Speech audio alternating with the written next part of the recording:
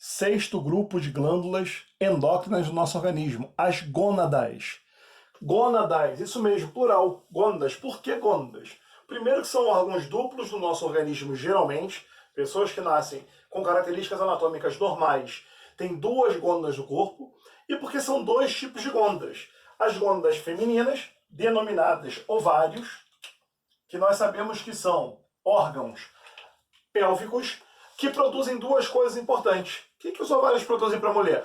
Produzem preferencialmente as células sexuais, produzem os gametas femininos, nós sabemos que se chamam ovócitos secundários.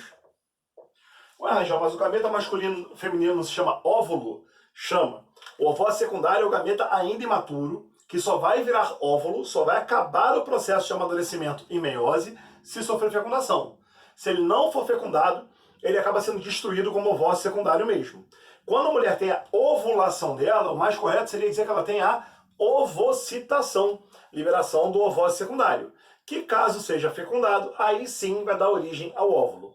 Só que além do óvulo, que quando o ovário libera, ele age como se fosse uma glândula exócrina, tem a parte endócrina do ovário. E a parte endócrina do ovário produz dois tipos de hormônios sexuais importantes. O primeiro é o estrogênio. O estrogênio é o hormônio feminino responsável pelo crescimento secundário da mulher. Está aqui, ó.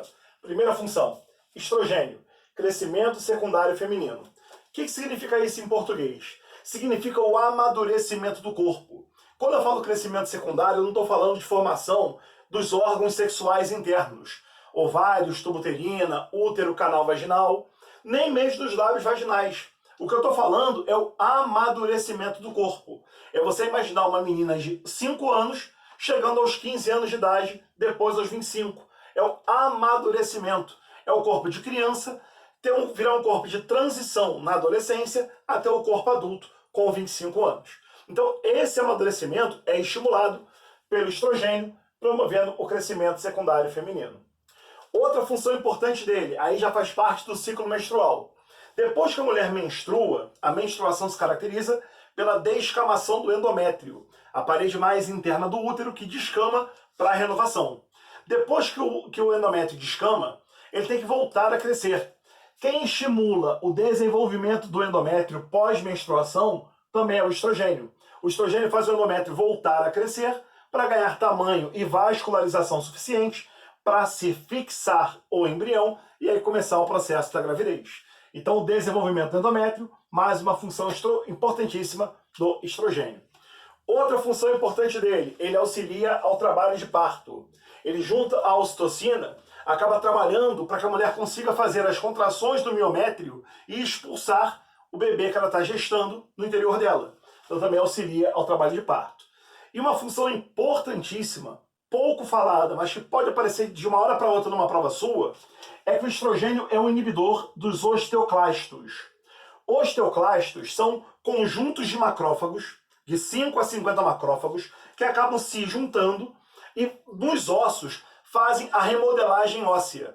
Os osteoclastos, quando são estimulados de forma indireta pelo paratormônio, tiram o cálcio do osso e devolvem para o sangue.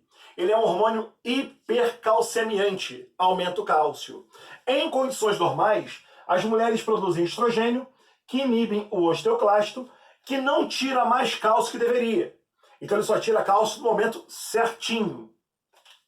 O problema é que a mulher, quando chega na menopausa, para de fabricar esse hormônio. Na verdade, para de fabricar esses hormônios, né? Mas como eu não tinha falado da progesterona ainda, nem toquei no assunto. Para de fabricar o estrogênio e a progesterona. Sem estrogênio, essa inibição não vai acontecer. O que ocorre? Enquanto os osteoblastos e os osteócitos estão depositando cálcio na matriz óssea para deixar a matriz óssea bem formada, os osteoclastos não são mais inibidos. Eles vão tirar cálcio em excesso, fazendo que a mulher perca massa óssea.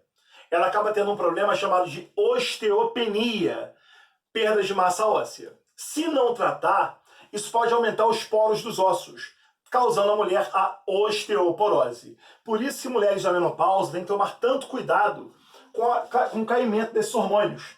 Várias vezes fazer reposição de cálcio via alimentação para que a ingestão de cálcio seja maior do que os osteoclastos conseguem tirar.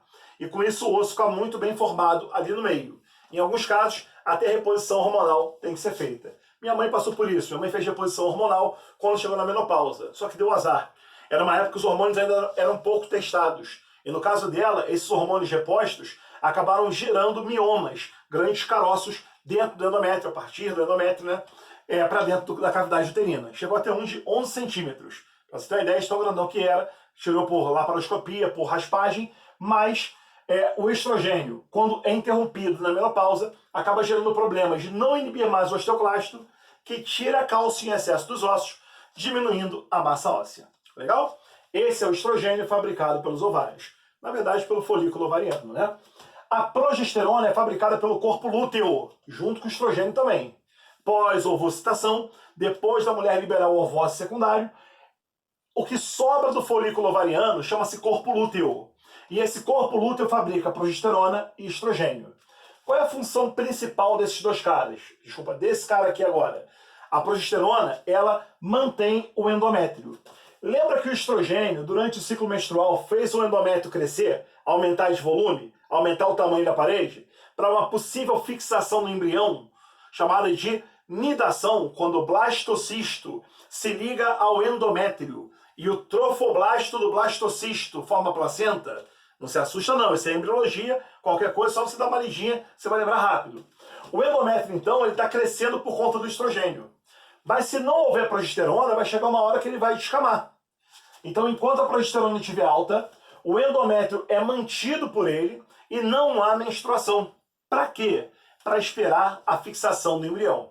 Caso não haja fixação do embrião, aí o corpo da mulher para de fabricar esses caras, a taxa de progesterona cai e com a queda da progesterona ocorre uma nova menstruação, reiniciando o ciclo menstrual.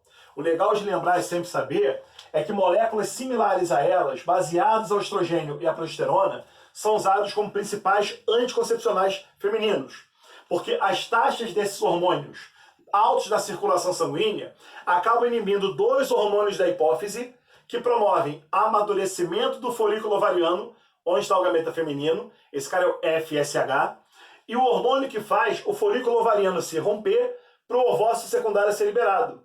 Esse é o LH, o hormônio luteinizante. Progesterona e estrogênio altos inibem produção de LH e FSH. A mulher não amadurece folículo nem ovula. Dessa forma, ela não vai engravidar. Então, esses hormônios, bem dosados, as moléculas certas, na concentração ideal do corpo da mulher, acabam inibindo a ovulação e o amadurecimento do folículo, funcionando como excelentes anticoncepcionais. Belezinha? A gônada masculina é o testículo. Na verdade, as gônadas masculinas são os testículos. São dois. Não são órgãos pélvicos, ficam para fora do corpo, envolvidos por uma bolsa de pele, chamada de bolsa escrotal ou saco escrotal. Esse cara está ali para manter uma temperatura dos testículos um pouco abaixo da temperatura média do corpo, porque nessa condição o gameta masculino vai ser produzido. E esse gameta masculino se chama espermatozoide. É o SPIX, a sigla para ele. Isso, a produção de espermatozoide e liberação, é feito como uma ação exócrina do testículo. A ação endócrina do testículo é a produzir a testosterona. Testosterona, hormônio esteroide masculino, responsável pelo crescimento secundário masculino, da mesma forma que a mulher amadurece o seu corpo, formando, alargando quadris, desenvolvendo seus seios, acumulando gorduras em partes específicas do corpo, o homem também passa por isso. Claro que não alargar quadril, do homem continua retinho, claro que não formar seios, mas desenvolver musculatura, desenvolver pelos pelo corpo, engrossar a voz. Essas características todas fazem parte do crescimento secundário masculino e são estimuladas pela testosterona. Outra característica, a testosterona auxilia no desenvolvimento de musculatura, te dá mais força muscular. A força muscular vem por causa do maior ganho muscular que nós temos com esse hormônio. Várias mulheres, quando querem ganhar massa muscular mais rápido, usam esse hormônio como anabolizante. Dá para ganhar mais musculatura. Tem efeito colateral, acontece, mas é um hormônio usado para ganho de força muscular. No homem, a testosterona influencia também no desejo sexual, libido. O desejo sexual masculino é influenciado pela testosterona. Legal? E última função, também é o inibidor de osteoclastos. Da mesma forma que ocorre com o estrogênio. Ué, mas se ele inibe o osteoclasto igual ao estrogênio, por que os homens não sofrem tanto de osteoporose quanto as mulheres? Vale a pena você pensar. Qual dos dois, mulher ou homem, entra em menopausa? A menopausa é feminina. E com a menopausa, esse hormônio não é produzido. Essa inibição não ocorre, os osteoclastos tiram cálcio em excesso do sangue, e aí, desculpa, dos ossos para o sangue, e com menos cálcio nos ossos, perda de massa óssea. Osteopenia acontecendo. Beleza? A testosterona também inibe os osteoclastos, mas como a andropausa não faz o homem parar de fabricar testosterona, então não há o mesmo tipo de problema, pelo menos na mesma frequência do que ocorre com mulheres.